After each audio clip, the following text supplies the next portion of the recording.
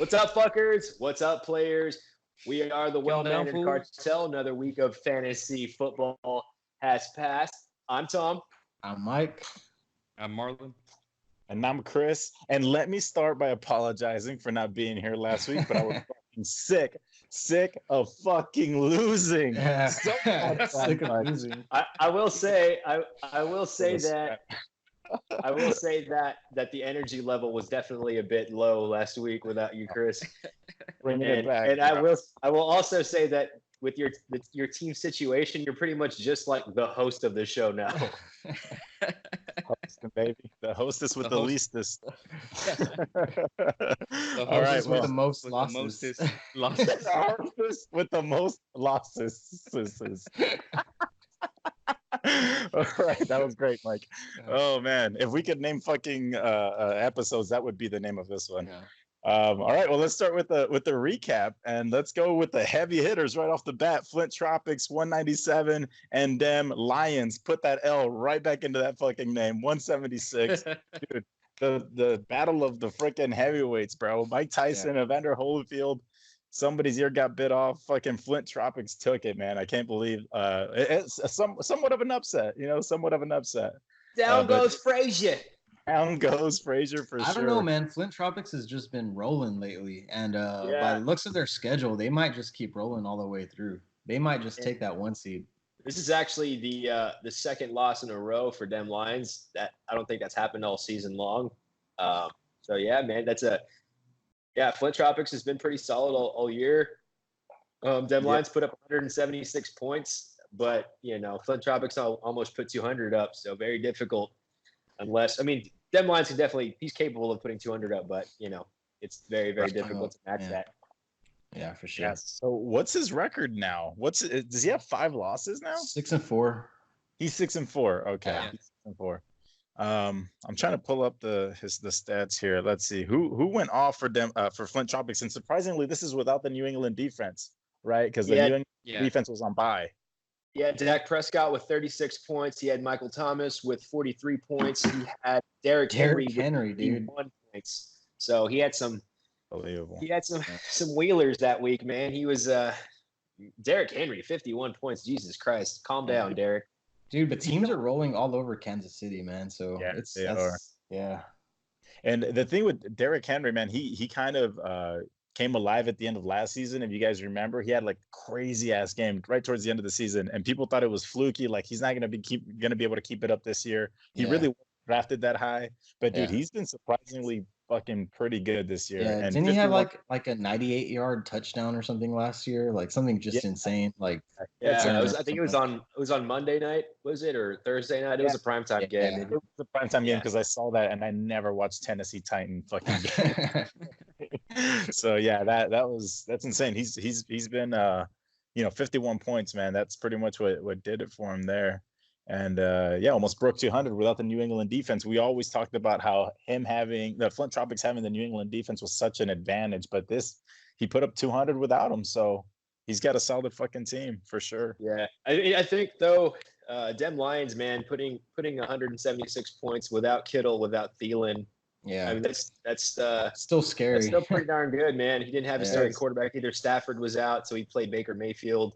So 176 points with those guys out is still pretty impressive. Yeah, and 176 4 losses on the year. You put up 176 more often than not, you're gonna take a win. So I think it's a fluky loss. He would have beaten every other team except for Flint Tropics and another team in the league with that score. So he was just very unlucky that he went up against Flint Tropics that week. For sure. Next game, Defensor Fortis 129 versus Over Easy 124, the closest game of the week. And dude, if you look at the points scored overall, Defensor Fortis he's what's his record now? He's 6-4, and he is one of the lowest scoring teams in the league. Yeah, he might be the lowest scoring team in the league. Just grinding out those wins, dude. Like just grinding them out. And it's crazy because Over Easy way out. I mean, season total, way more points season total wise, but just put up a stinker this time around. I think she had a couple players out. Saquon Barkley got hurt. That's her number one running back.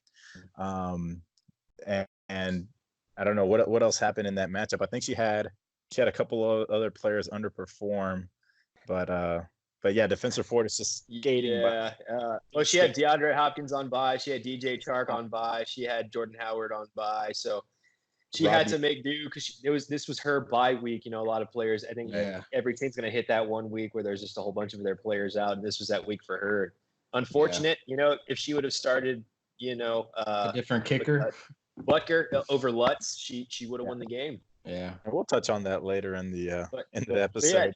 Defensive Fortis, man, he ride or die by Pat Mahomes. Mahomes had 53 points or almost 54 points. So it's he's back. Mahomes is back. Mahomes is back. Dude, and Travis Kelce, legit game, 20 points, man. When you get that from your tight end, that's always a huge plus. Yeah, dude, almost everyone else on his team was single digits, dude, and he still got that one. So. And Alvin Kamara had a mediocre game by his standards, but 15 points chipped in for sure. And just grinded it out, 4-point margin of victory. So it's interesting. This is the last week before we start divisional games again, and so I play defensive Fortis not this week but next week, and I'm fortunate enough to play him when Pat Mahomes is on his bye. So that means Kelsey's on his bye as well. So I feel good about that one. Yeah. Smash him. You're going to smash him, hopefully, for you. Next game, Las Vegas United, Tom's team versus Marlon's team, Culon Santo, 172-144. You guys want to talk about it? I don't want to talk about it. Skip. Your defense is balled out. Both of y'all had defenses that balled the fuck out. 24 points for Baltimore for Las Vegas, and then 19 points for Culon from Los Angeles, the Rams. So and I'm surprised Darius Leonard, linebacker. Dude, he went IDP off. Man, he went off. You hardly ever see that. Like 21 points, Maine. I mean, that's crazy. I was pretty nervous about the matchup going into it. Kenny Galladay had like 2 points the entire game. Then he had a 49-yard touchdown, so he scored 17 for me. And then everybody else kind of did well. DJ Moore had 26. Curtis Samuel had 13. OJ Howard, 14.7. He panned out for me. I told you guys I picked him up off of waivers. I already dropped him. I picked the Baltimore. I streamed the Baltimore D. They scored me 24 points. So I think it was just those little moves that I made kind of helped me, and I think my team's playing well right now, man.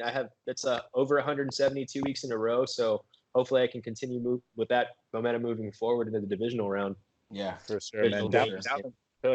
Dalvin Cook, number one running back, man. As far as like consistency goes, the dude always balls out. And against the Dallas Cowboys, he had whatever he wanted to do, man. Just completely dominated the Dallas defense, and it was a great game for him. 31 points, and again, Baltimore 20. That Baltimore Ravens game, man. That Baltimore versus Cincinnati, such a mismatch.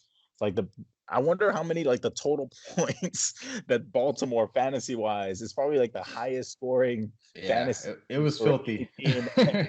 Like for all season. I mean, I think Lamar Jackson had like 60 points or something crazy, and the defense got 24 points. So that was a wild game.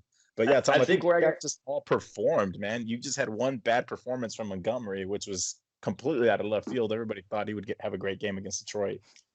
For sure. I think where I did get pretty fortunate was Mike had 2 Tampa Bay players against Arizona. He had Jameis Winston and Mike Evans. Marlon. And Mike Evans.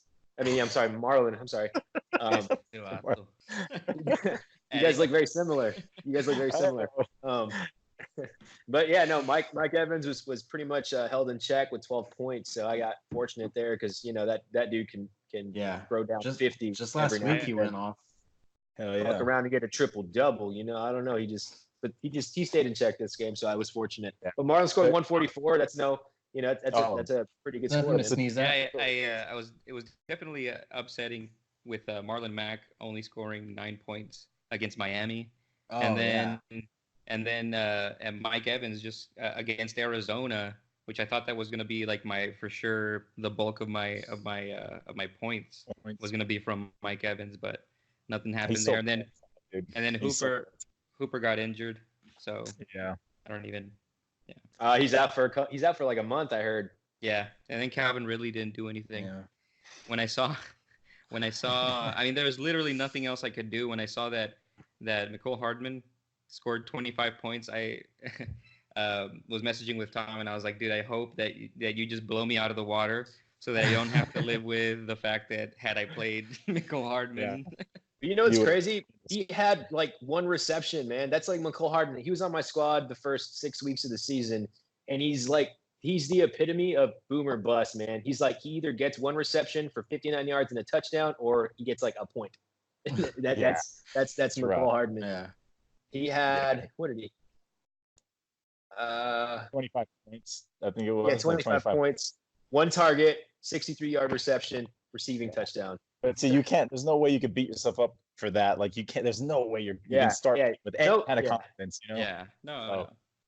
Yeah, but all right, let's get right into our next matchup: Crossfaded versus Vino Poppies. One of the lowest scoring games of the week. Crossfaded with 113. Lost to Vino Poppies, who put up 128 points. Nothing's really standing out from this game. It just kind of happened, you know. Other than the fact that it's the 5th win in a row for Vino Poppies. 5 straight. Yeah, and Crossfaded has been putting up some very low scores in the last couple of weeks, and just has had some favorable matchups. But they're at 5. I think they have the same record now. I think they both have 5-5. Yeah, they're 5-5. Which is crazy. There's actually 4 teams in the league that have a 5-5 record right now. So those teams are all fighting for that wild card spot. Yeah, Vino Poppies has won 5 straight.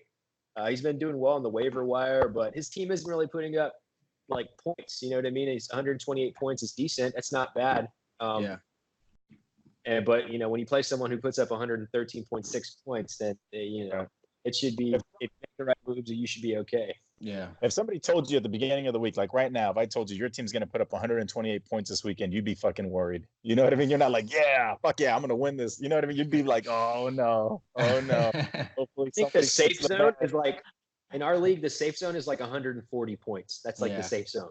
And even then, it might be toward the. Even then. Yeah. So it's you know what it is with our league? It's those bonuses, dude. We have all the bonuses are turned on. And so those scores can get really inflated really fast. Next matchup, Ass and Titties, 84 points.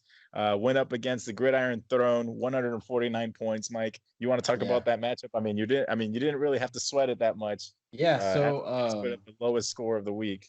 Yes. So I was doing the math on my season average, and I think my season average is like 150. I'm scoring like 150 a week. So I was right. I had just an average week. Had an average week. Got the win. You know. Looked around and dropped $150. Tyreek Hill.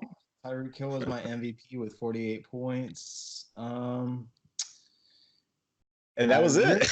Yeah, that was about it. Like everybody else was just about average. Everyone did. Like everyone did average. Russell Wilson Chubb was a little below. Chubb had 19. Yeah. Waller had 7 points. Let's talk about Chubb real quick though, because we had Estevato come back. What's his name? It's escaping me. I know what you're talking about. Fuck. He used to be with Kansas City. Kareem Hunt. What the fuck? I couldn't think about it. Anyway, but he got a lot of targets, like in the passing game. I think he ended up with like 7 catches. I didn't think he was going to get that much of a workload in the first week. So Chubb, I thought Chubb, once Kareem Hunt was back, I thought Chubb was gonna, keep his status, but the Browns coach, Freddie Kitchens, who knows what the fuck goes through his mind. Mike, I told you this was gonna happen. If you want to watch like 4 weeks ago, I told you, are you worried about whenever, Kareem Hunt comes back? And you said, nah.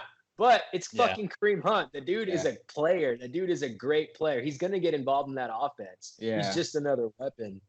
So he's gonna get a lot of targets. I think still. I think Chubb will still be the lead running back. But as far as like receptions, I'm not overly worried because we're in the home stretch of the season.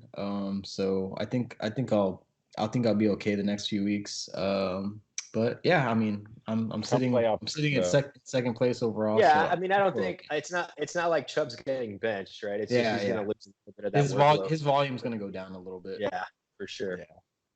But Ass and TDs, man, let's talk about his score. mean, 83 points only. 83 points, right? 87. Underperformed. I mean, yeah, for sure. But I think Aaron Aston, Rodgers he's had these kind of games where he like kind of just comes out and is very flat, doesn't score very many points, and then he goes for like 200 sometimes. So he's one of those boomer bust teams. Yeah. Right. Interesting to see because now he's 6-4, and so if he loses a game this week or the next week, he's kind of like losing status. He's a bubble team. He's a bubble team for sure now. When he should have probably been the way he started the season, he should probably have a playoff spot locked in by now because he started pretty strong. Do you think he regrets trading Lamar? Oh, Lamar Jackson. Sure. Oh, yeah, man. Dude, Lamar Jackson. I mean, yeah, for sure. If he wouldn't have made that trade, yeah, man, his team would be insane right now. His record, he'd probably only have 2 losses right now if he had Lamar Jackson on his squad. Yeah. Lamar Jackson's just an X factor, man. And I found out about that. Let's get into the last game. You found out that way. These were the bottom 2 teams of the league. It was the butt bowl. The Caca Cup. It was the trash can, bro. Yeah, this has to be like the most irrelevant game of the season. Yeah, the Dookie Derby, anything poop related. This is what that game was. Okay, poop. Just a poop game. Bad Hombres, my team, 115. The Lady Boys, almost 190 points, 189. This close to being the big cock on the block. I mean, I think it's because the manager of the Lady Boys, Vu, is a veteran, and I think because it was Veterans Day weekend, this dude it must have been divine intervention, bro. Because look at these fucking scores. Look at these scores.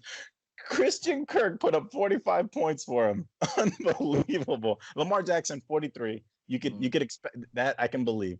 45 points from fucking Christian Kirk and 25 points from the Pittsburgh fucking defense against the Rams. That I did not see coming. And I got goosed by Cooper Kupp. My boy Cooper let me down. It never happens, man. That never happens. Kupp is usually pretty reliable, and for him to put a goose egg up is kind of unbelievable, man. I mean, honestly, even if you had a decent game, you were probably going to come away with a loss here. But it still hurts. Boomer bust. It still hurts. The Lady Boys are another boomer bust squad, man. Typically, they're very much a bust. But when they boom, man. They scored that one game. He scored over 200. He was the first one to get to 200 or score 200 in a game this season. Yeah. But this boom this is a high boom, dude. 25 points from the defense and 45 points from Christian Kirk. That's out there. That's fucking out there. And on the week, I go up against the Lady Boys on the week that he fucking outscores them Lions. He would have beat them Lions this week, dude. That's insane. Yeah. That's fucking insane. And so I can't even be mad about it, bro. It was Veterans Day. Didn't the Dolphins win this week too? The Dolphins won. Yeah. There you go, bro. I know, not an excuse, just a fucking fact. I'm the team that has been scored on the most all season, and nobody's within 100 points. So it's fucking great. It's fucking wild. It's wild. This is true. I was looking at that and I was like, man, Chris isn't doing that bad. He's just getting fucking pummeled by people, bro. Yeah. People take him to Pound Town. They're like, oh, I'm playing this motherfucker. Yeah, I'm getting taken to Pound Town bad, dude. Damn. All fucking season. Are you at least getting a text? Text the next day? No, I'm not even getting a spit or anything. No, they're not even spitting on it, dude. It's fucking bad. It's terrible. Let's get into the standings, Tom. You want to just go through those real quick? For sure, man. So the Earth division, very, very close, very interesting. This division has turned out to be. Dem Lions is 6-4. Defensor Fortis is 6-4. And we're getting into the division games. And then that only one game separates those two teams from Las Vegas United, yours truly, and Vino Poppies. We are 5-5. Those guys are 6-4. I play Vino Poppies this week. So there's a lot riding on these games coming up. Game. Yeah. That's a huge game, man. This whole division stretch, there's 3 more division games. This stretch is going to be telling of what's going to happen. This past week, if Haley had beaten Defensor Fortis, man, you would have been in second place in the division, and in the playoffs. Yeah, and in the playoffs. Well, let's get into the points real quick. Dem Lions still way head and shoulders above everyone with 35.88 points. Defensor Fortis with 13.06. Like Chris said, not scoring too many points, just, getting by the skin of his teeth. I've scored more. Las Vegas.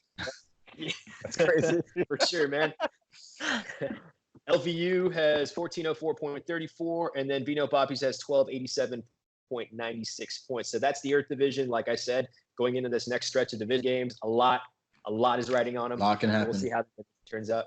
And then the Wind Division, Aston TDs takes a loss. He goes down to 6-4, 1390.62 points. Crossfaded loses. He's 5-5. He pulls out of a playoff spot, 1342.2 points. Over Easy, 4-6, 1430.68 points. She just got edged out by Defensor Fortis this past week. And of course, Bad Hombres, 2-8, 1344.32 points, man. You're not too far down the pecking order in terms of points scored. So it's unfortunate, even like you said. So this division as well, this is intriguing. I think Crossfaded isn't putting up too many points, but his team can go off. So if Aston TDs loses a couple of games, someone who started out really, really well can potentially not make the playoffs at all. He's had that 3 seed locked up for a while now. And Over Easy, I think if I had to put money on it, I think she's going to get into the playoffs just because, I mean, if you look at momentum wise, Aston TDs and Crossfaded are sliding, dude. They're on the way down. Yeah. I've been down there. I've been sliding. It's like when they're like when you blow a balloon up and then you before you tie it, you let go of the air and it just deflates. Or as Tom Brady likes to throw the football. Right. Yeah. Right. But yeah, interesting division, man. That one's up for grabs as well. Like you said, I think Aston TDs and Crossfader are kind of going downward, and Over Easy has a pretty scary team. If Saquon is not injured seriously, then she can make some noise. The Fire Division, yet another close division. All the divisions are pretty close. Flint Tropics, 7-2-1, 1619.08 points on the year. The Gridiron Throne, 6-3-1, 1528.18 points on the year. And Culon Santo is 5-5, 1456.88 points on the year. And then finally, number 12, you love to hate them, the Bangkok Lady Boys, 1324.54 points. So interesting division as well. Flint Tropics and the Gridiron Throne. There's one game separates those guys. That tie, Rand, how do you feel about it? You guys play against each other this week, am I right? Yeah. That's interesting. So man. Mike and I go up against each other. Yeah, it's a big game. Time. It's a big game. I mean, even if I lose though, I'd still stay ahead of you in the division, but I would rather win. Yeah, but then you play Flint Tropics, so I'd be worried about that. But I tied him the first time around. I think y'all should tie again. Y'all should just sit all of y'all's players out. Under this mutual agreement, it works out for both of us if we just tie. That's hilarious, dude. That's funny. That would be amazing. So that's the standings for all 3 divisions. Like I said, it's up for grabs. And let's look at the playoff picture. If it were to start today, playoffs. Crossfaded, like we said, falls out of playoff contention. Well, not entirely, but this week he falls out. Defensor Fortis comes in. Defensor Fortis is the 5 seed. He'd be playing against Aston TDs at the number 4 seed. And then the 6 versus 3 seed. The 6 seed is Culon Santo right now, hanging on. The 5-5 team that is in the playoffs right now is Culon Santo as we speak. And he'd be going up against Dem Lions at the 3 seed. And then, of course, the 2 buys. Number 1 is Flint Tropics and our very own Gridiron Throne. Mike, you're in the number 2 seed right now. So you have a bye. You have a bye week right now. So let's see if both of you guys can manage to. It's going to be tough, man, because one of you guys has to lose in the division, right? So there's no way both of you guys get to bye. So we'll see, man. It's going to be maybe. You might tie. I have that half win, man. That half win is making a difference. Oh shit! Well, that's the playoff picture. Let's get into our segments, and thank you for noting that this is my favorite segment. At least you remembered me for a little bit last week. Let's try to coordinate. Let's try to sync up. All right, ready? 1, 2, 3. Who the fuck is that guy? Who the fuck is that guy? This week, who the fuck is that guy is Darius Slayton. Who the fuck is that? Darius Slayton. Giants. Giants wide receiver. Yeah, he went on for 30-some points. 10 catches, 121 yards, 2 touchdowns, 39 fucking points, and he's on a bye now. Don't pick him up. And he finally gets recognized at the Starbucks. Yeah, finally, dude. It sucks for him because he's on a bye this week, and then by the time they come back and next week, Sterling Shepard should be back and Evan Ingram should be back. So this guy is just gonna it was his time to shine, man. He stepped up. They still lost, but yeah, Darius Slayton, 39 fucking points, unbelievable, man. It's just who the fuck saw that coming, you know? Next topic, right? We'll get into it. The squander. It was kind, it was a little hard. Most of the games were blowouts, but we did touch on it a little earlier. It's over easy. If she would have just stuck with Butker, the kicker, she would have won the game. Yeah, she would have won the game, but it would have had a huge impact on the playoff standings, man. So she would have put back. It would have put Marlon in 5th place. It would have put her in 7th place, and then Tom in 8th place. So yeah, I mean, and instead, Defensive Fortis is there in that 5th spot. So yeah, she does have the tiebreaker right over you, Tom, right now at the moment with points scored. Yeah. So then that's the first tiebreaker. So yeah, dude, that's a huge man. That's a fucking that was she has 30 more points than I do on the year, so she would have been. She would have been in the 7th. She would have been the 7th seed, like outside, just on the outside looking in. I mean, she's still on the outside looking in, but if you think about it, she probably has the easiest schedule of the fucking teams that are in the hunt. She's got me, ass and titties, prosecuted. 3 of the teams that are sliding. You know what I mean? We're fucking in dire straits over here. And so she can fucking put it on us, dude, because she's the highest scoring team in our division. And so I think she could just win out and fucking and get in there. So it would have been a little easier on her, obviously, with a win last week, but she's still fucking 100% in it for sure. Next topic, the bed shitter of the week. It's gotta be Cooper Kupp, right? I mean, it's gotta be, man. Fucking Pooper Kupp, bro. Pooper fucking Kupp, dude. 2 girls, 1 cup, bro. That's a lot of shit. You know what I mean? This dude, 0 fucking points, dude. And you're on the dude. Let's just talk about the Rams. The Rams have been shitting the bed all season, man. And they were in the Super Bowl fucking last year, dude. And now they're 5-4 or some shit. I don't know. Like they're just skating by, and it's scary, man. I thought they were going to be way, way more efficient on offense. And Tom, I remember you questioned the fact that I drafted 2 of their wide receivers, but last year their offense was able to sustain fantasy football wide receivers, multiple fantasy football wide receivers. And this year they just have not been able to do that. So you saw something, bro, that the rest of us didn't, apparently. Yeah. No, but I don't typically like to carry 2 receivers from a squad, but I have that right now. I'm guilty of that right now. I have Curtis Samuel and DJ Moore, but I didn't draft them. It just kind of turned out that way. It worked out in like in a trades and just in package deals. So that's why. And they've both been starting for me, and they've both been performing. So I mean, I can kind of see where you're coming from, but typically I wouldn't like to have 2 players from the same team on a squad. I think this offense is completely different. I mean, they're just not moving the ball. Well, people figured out their offense. It's either that figured it out. Or also they teams probably just don't respect Todd Gurley anymore as much as they did in seasons past, and so now they're not stacking the boxes. Yeah. Or Goff, last year Todd Gurley went off for like 400 some points for our. He didn't play in the Super Bowl. Right. No, and he didn't play. Back in the day when I won in the league, 2 years ago. Many years ago. And think that far back, dude.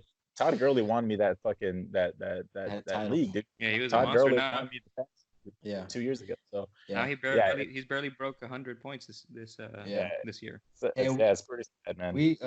I think we have to recognize another bed shitter of the week, because this guy put up a goose egg, but it's not like he didn't have any receptions or any rushing yards. It's just that he pissed him away with a fumble. So David Johnson.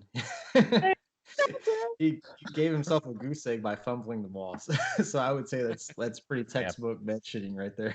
And he got hurt, right? And he got hurt, or he was that sucks, man. David Johnson, dude, Tom, you're on a dude. You've been jinxing players, bro. You put that hex on David Johnson early.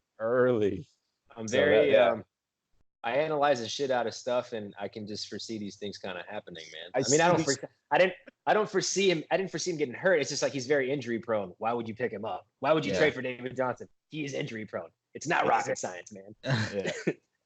Yeah. All right. Any other bed shitters you guys want to mention? No, that's it. Just fucking Cooper Cup. All right. The no talent pussy of the week. Ass and titties, bro. 89 points. You can't not break 100 points, dude. Not with all those bonuses turned on. You cannot not break 100 points, dude. 89 points. And by a landslide. It wasn't even like it was close. Like there was a close second. When the lady boys outscore you by 100, no talent pussy. Time to hang him up. Just retire. Just retire.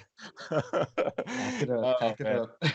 And that's the sad segment. Let's Let's start with I think you had a good one, right, Mike? You had a good pour them out. Let's pour them out for a couple people here. Hold up. Devonta Freeman, bro. Devonta Freeman. That was your guy, right? Devonta Freeman. And he's been, speaking of injury prone, I mean, that guy has been injury prone for the last couple of years. Man. He might be done. He might be done in Atlanta. He might be, I mean, I don't know where else he would go. I think he's in a contract year. So that might be it for him in Atlanta. He's done, yeah. And his backup looked pretty good, right? Yeah, his backup put up like double digits. I don't remember the exact number. Yeah, running backs have a shelf life, and once you start getting injured like that every single year, it's not a good sign moving forward. Yeah. So let's keep this in mind. Let's keep this conversation in mind, because I'm gonna throw another name out there, right? With this similar, Saquon Barkley. Okay, Saquon Barkley is hurt again. He hurt his shoulder. It doesn't seem to be that serious, right? Yeah. But since he came back from that initial ankle injury, he just hasn't been amazing like he was before the injury. So he doesn't seem to be 100% on the ankle already, and now he's hurt his shoulder. He's got the bye, and it looks like they're not thinking about. There are rumors that they should maybe shut him down for the year, just like, put him on the fucking bench, let him heal up. They're not winning shit. They're not winning shit. So just don't risk it. But he's a competitor. He wants to play every fucking game. He's already said, I'm not going to get shut down. I'm not going to let that happen. I don't want to get shut down. But I think, thinking about the future, I think that's a smart decision, man. I think they should just shut him down, because Tom, you said it, running backs have a shelf life, and this guy runs fucking physical. And why run him to the ground right now when you're not in the running for anything? You know what I mean? Yeah. What do you guys think about that? I agree. I don't think Over Easy would agree with that, but yeah. Right. But yeah, I mean, for the Giants and for Saquon Barkley, I think that'd probably be the smartest thing to do. They're not winning anything now. They do have a young quarterback who does look to be pretty promising. And he doesn't look like he's a Hall of Famer or anything like that. He's not like Eli Manning or anything. They have some talent around him. I feel like they probably should, man, if they were smart. But they're not going to. I mean, I'm sure Saquon doesn't want to. You know what I mean? I'm sure he just wants to play. Yeah. So. Hey, so saying the right things, nobody's gonna say I want to get shut down. You know what I mean? He's not going to say that. But sometimes you need to save a player from himself and just like think big picture. But it's the fucking Giants. They've been a dumpster fire for a little bit now. Hey, so before we move on to the next segment, it was pointed out that there was a massive oversight on our part last week, and so we're not gonna pour one out right now, but we're gonna pour one with our buddy Chris, because we didn't recognize him last year during the. Come on, bro. So last week I was out. It was an easy layup, bro. Just pour one out for me. Your boy's sick. I'm on antibiotics, dude. I got fucking. I'm sweating. I got the chills. I'm hot. I'm cold. My fucking back hurts. I got a fever. You're right. Pouring one out for who? Who the fuck did y'all even pour one out for? Johnson? He's always fucking hurt every week anyway. Fuck that guy. I was sending positive thoughts and vibes your way, though, bro. That's what I was doing. Yeah, by shitting on me and questioning if I was even really sick and if it was because I lost. Fuck y'all, man. Hey, man. You know what? Can you blame us? I was like, hey, bro, I didn't mean to make you sick with that beat down, bro. I didn't mean to kill him. I just wanted to rough him up a little bit. I was like, bro, you don't have to fake an illness to save face. Man, all right, well, drink one with me right now. Fuck it. All right, boys. Then the big cock on the block this week, Flint Tropics, 197. They're rolling. Probably now the favorite to win it all. If you guys had to pick somebody to win it all, probly, right? Or I would put my money on myself. myself. Yeah, Mike, I would admit that I'm also up there. He was in a similar situation. He was in a similar situation last year, though, where he won pretty much every game last year, and then during the playoffs, he ended up not going all the way. Yeah, calling him out. No, I mean, I'm just saying. Yeah, no, I'm just kidding. Getting a little bit of deja vu. For fucking shit up. I mean, I'm just saying he's known for fucking squandering it every once in a while. Yeah, so I mean, he's consistently putting up points, for sure. One of the strongest teams in the league. Him and them Lions up there. It's going to be, they're going to battle it out with Mike as well. Mike's got a pretty strong team too. So 3 of the favorites there. But if I had to pick one, I just think that Patriots defense, if they get their shit together this week and going forward, maybe they'll. I don't know, man. The Patriots have some tough matchups coming up. I mean, they got Philly this week, then they got Dallas, then they have Houston, then they have KC. That's a pretty tough stretch, man. Philly and Dallas aren't as tough as they're not that tough, dude. And Houston's been dealing with some injuries too, So I don't know, man. Houston pretty much dominated Jacksonville like pretty easily. I'm not saying Jacksonville's like world beater defense, but they're no slouches. Right. But think you got to put some perspective here. Like think about that stretch, and then think about the way they started out the season. They had Miami, they had the Jets, they had Buffalo, they had the Redskins, they had the Giants, they had the Jets again, then they had Cleveland. I mean, come on, man. Yeah. And Dallas does have the number 1 offense in football, allegedly. I don't know. I don't know what the play calling at the end of that fucking game was, but allegedly they have the number 1 offense in football. But I don't know, man. Allegedly. It was super telling to me whenever Baltimore beat the shit out of the Patriots D, man. Like, everyone was talking the Patriots D up, and I'm like, man, they haven't played anybody. And then they played a really good offense, and they got taken to town, man. Dude, Lamar Jackson could do that to fucking anybody. That dude's an X factor. You know what I mean? Like, he's just a wild card. Like, he just, he can fucking do that to anybody. So, yeah, I mean, there's still a fucking defense coached by Bill Belichick, the best coach in the fucking world. So, I don't think they're going to be as good as they've been in the beginning of the season, but for sure they're they're the top defense in the entire league as far as like turnovers and scoring touchdowns. So, they've got playmakers on that fucking defense, So I don't know, man. I'm just saying I'm not expecting I'm expecting them to have decent showings from here on out, but I'm not expecting them to put up the numbers they were because they were playing custodians beforehand. So they were playing custodians at quarterback. All right, well, let's just jump into next week's games. Let's preview those games real quick. And let's start with we're not. We haven't done that yet, right? I'm all lost. I've been going for a fucking week and I'm all lost. Yeah. So we already touched on it though, right? Vino Poppies versus Las Vegas United, huge fucking game. Tom, tell us are you confident going into it? Are you a little sketched out because Vino Poppies is on a tear right now? How do you feel about it? Are you, dude? I'm super confident in my team, man. Like I think I've been putting up points recently. I have been putting up at least 150 points the last 4 games. I was unlucky, 2 weeks ago. I mean, like 4 weeks ago, and then the last 2 games I've been playing well. I have pretty good matchups this week as well, man. So I'm feeling pretty confident. I think he's got he has a big bye. Carson's going to be on his bye for him. So, that I don't know. DJ Moore is playing against Atlanta. So is Curtis Samuel. I picked up Derek Carr against Cincinnati. He's going to kill him. I got Devin Singletary against Miami.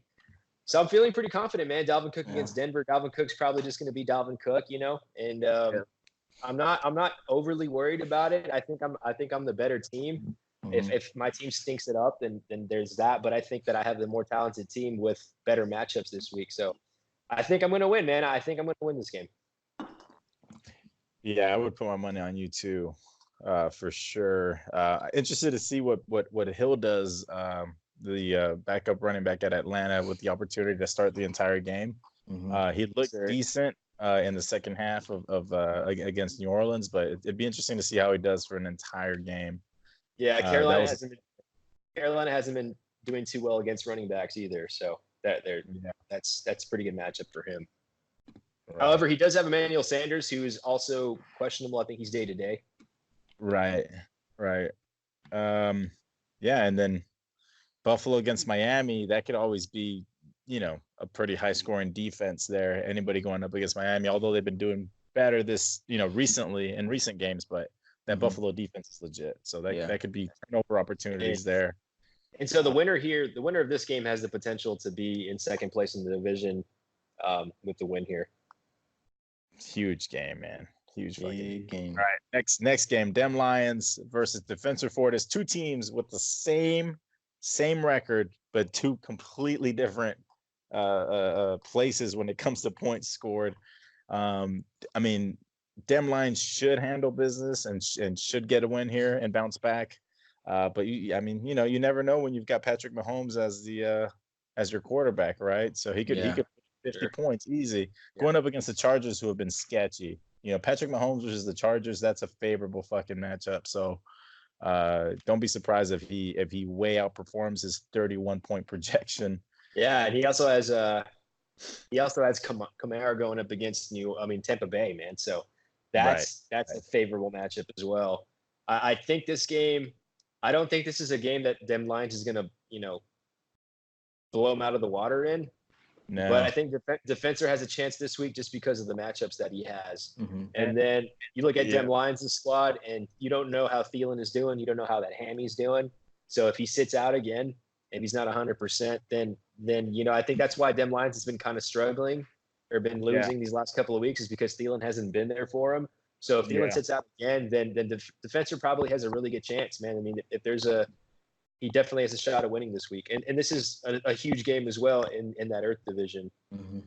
Yeah, I mean, he does have his squad, I'm looking at it right now, is pretty banged up. I see a lot of Q's and D's. Questionable. Stafford questionable, Thielen questionable, McCaffrey questionable, Kittle doubtful, Jacobs questionable. So yeah, if even two of those guys don't make it to game day, it's definitely going to get interesting. And it could be a close game. Yeah. So, yeah, man, that would be some shit if Defensor Fortis puts it on Dem Lions and Dem Lions goes on a would this be a game streak? Imagine the playoff scenario if that were to happen, man. I mean, everything would be crazy. Yeah, that would be wild, because then you get the seed wise, you can get a number one seed who ends up going up against Dem Lions in the first game. Yeah. Well, the one seed would have a bye, but but like in his first game. Yeah. In playoffs, it could be against Dem Lions, coming off of the wild card. Yeah. Holy fuck, that would be wild. All right, next game, the Lady Boys versus Flint Tropics. Again, should be a blowout, but when you've got a dynamic quarterback like Lamar Jackson, they can always keep you in the fucking game from week to week. But yeah, I definitely think Flint Tropics should handle business and get the W here. It could be the week's biggest upset, though. It could. I don't see Christian Kirk putting up 45 fucking points again. Yeah. No, I don't. I'm just saying, if it were to happen, that would definitely be like the upset of the week. But you know what, dude? Fucking. So the Lady Boys, the manager of the Lady Boys is Asian. Of course, he picks up the fucking Asian kicker from the Atlanta fucking Falcons, and the only reason he picked him up was because he was fucking Asian. I know it. I haven't talked to him about it, but I know that's why he fucking did it. But it ended up being a good call because the guy hit 4 fucking field goals last week. So Young Ho Koo. I don't know. Flint Tropics has Derrick Henry on bye, man. So that's one of his workhorses. And Bangkok Ladyboys, like you said, has Lamar Jackson going up against Houston. That one might be just a crazy shootout. So Lamar puts up points every week. So he might put up a whole bunch this week. So I mean, it's not out of the realm of possibility. It might happen. It's interesting. It's an interesting matchup. I'm excited to see what happens with this one, because it's kind of cool whenever a lower seed, takes on a higher seed like this and potentially, upsets him. Right. What does that do to playoffs seedings? That's I'm sure Mike would enjoy that to happen. I would enjoy that. You're gonna be rooting for him hard, huh? All right. Next game, Bad Hombres, myself versus Crossfaded. And if I'm ever going to win a fucking game, this is it for the rest of the year. This should be it, because last week should have been it. Bangkok Ladyboys just blew up, but Crossfaded, like we've talked about, has been on a slide of late as far as points scored. They still have been winning some here and there, but as far as like the points that they've scored from week to week has decreased, primarily because of his two wide receivers, Beckham and Landry. Although Landry had a decent game last week, Beckham has been somewhat of a disappointment all year long. And Ezekiel Elliott had a shitty game from last week. I think that's going to change. I think that Elliott should have a better game against the Lions, so that kind of scares me a little bit. But he is also the Devonta Freeman owner, who is probably not going to play, so that's I get a break there. As far as my team is concerned, I've got Melvin Gordon going up against Kansas City, which Melvin Gordon has had two solid games. Yeah, he's as of late. I think he got, I don't know, well, no, they swapped offensive coordinators. The offensive coordinator too. Yeah, I think all that comes into play. He scored 20 to 25 points the last two games. So against Kansas City, dude, I mean, he should have a fucking solid performance. We just saw what Hunter Henry did to him. So you can run all over Kansas City. That's a known fact. Yeah. So I'm really banking on Gordon having a great game, and Kupp having a bounce back game. I'm really disappointed with how Diggs has performed since I've traded him. I traded away Hopkins for Diggs and Ingram. I was trying to flip either Kupp or Hopkins for two starters. And I ended up getting Diggs and Ingram from over easy. But of course, Diggs was on a pretty decent tear right up until the point that I traded for him. So, yeah, 3 solid games in a row. And that's funny, man, because you figure he'd have, he'd continue on with that, on that trend, because Thielen's out. So you figure that he'd be still balling out, but it's just hadn't happened. I think, I think maybe he's just getting more attention with Thielen being out, and maybe that's just not really good for him. I don't know. He was performing better with Thielen in the game, so I'm kind of hoping Thielen comes back. So we'll see. Maybe that'll change things up for him. But yeah, I still, I mean, I'm not confident at all. I'm on a fucking 7-game losing streak. So, but I think this one should at least be close. You never know. Yeah. So. All right, next game, Colon Santo versus the Gridiron Throne. You guys want to talk about that matchup? Yeah, man. You guys want to talk shit real quick? So earlier today I was projected to beat you, Marlon. Looks like you made some adjustments, because now you're projected to beat me here.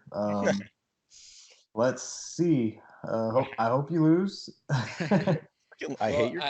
The thing that makes me So I'm fairly confident, but with any of my previous games, I have a particular affinity to the upset from my big players, even though Tim Brady. most of my players have pretty good matchups, and on the other side of that, Mike, pretty much all your guys have tough matchups, but you've got some monster players that could just blow up.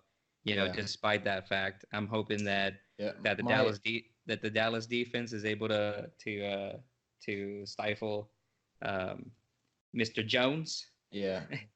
And also that, although unlikely, my biggest concern, they'll be able to put a stop on that the Chargers will be able to put a stop on Tyreek Hill. My biggest concern this week is that I have Russell Wilson on bye, so I got my boy Jacoby Brissett in my lineup. Jacoby smoked Brissett. Yeah, but he's coming off an injury, and the last couple weeks before that, he had some subpar games, so I'm a little concerned.